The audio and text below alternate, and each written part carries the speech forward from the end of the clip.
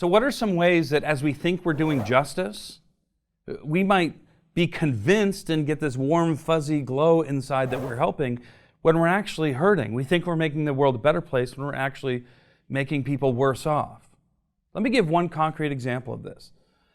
If we were to time warp back to the early 1970s, in Chile, in South America, a candidate was running as a socialist by the name of Salvador Allende.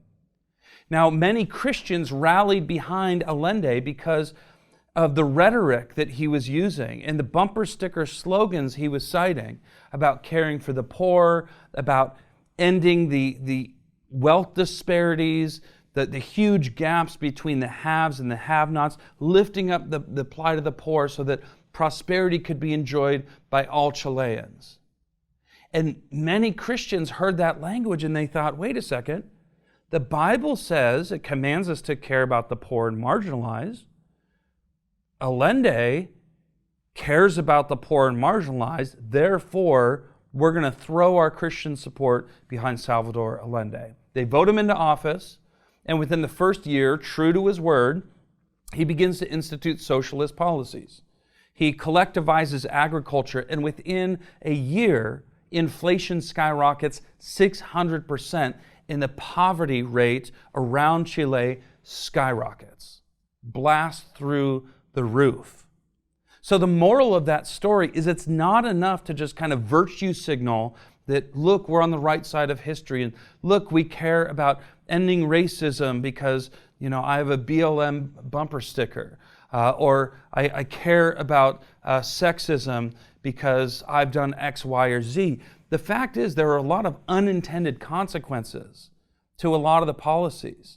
And so it's very important to do our homework as Christians, because you see, we're not merely to love the poor with our emotions, to love the oppressed with warm, fuzzy feelings. We should love them with our hearts, but also with our hands. There should be action there, but also with our heads. And that means doing our homework to understand ways that we think we're helping that can actually hurt. Let me give one concrete example of this that brings it a little more down to the individual level.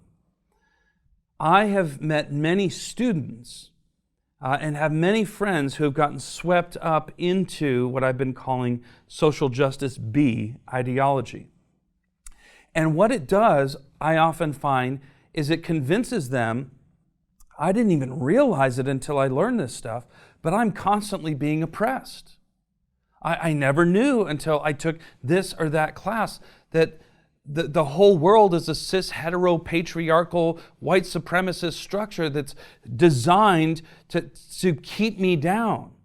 I never knew the entire system was stacked against me.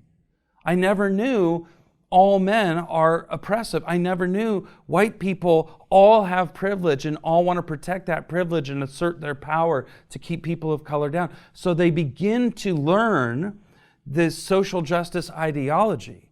And I have seen personally with people I care deeply about the unintended consequences of that kind of ideology on their psyches. How they go from being marked by love and joy and peace and patience to being riddled with anxiety, crushed with depression, marked by bitterness, easily offended, just a paper-thin sense of being offended at virtually everything, and how their souls just kind of implode on themselves once they buy in to these ideologies. So let me say it like this. If we're doing justice biblically, then we should do justice in a way that is consistent with God's commands to fear not. Fear not is a command over and over and over 100 times in the Scripture. So if we're doing the kind of justice that is actually inspiring fear and offendedness and triggeredness, then we aren't doing God's justice.